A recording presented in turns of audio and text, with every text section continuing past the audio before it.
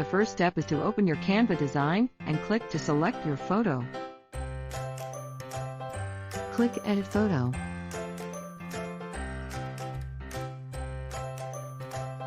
Click Magic Eraser.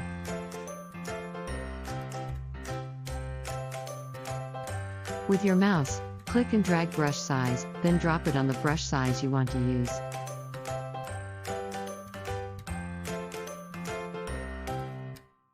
In this example, we're going to painlessly remove tattoos from our image.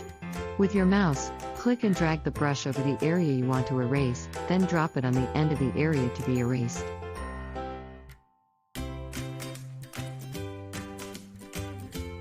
The area your cursor touched has been erased.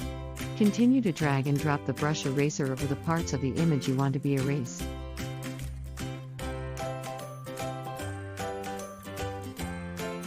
Continue to drag and drop the brush eraser over the small or large parts of the image you want to be erased.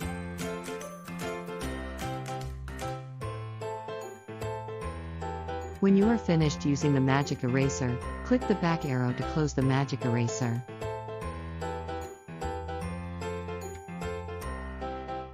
That's it. You're done.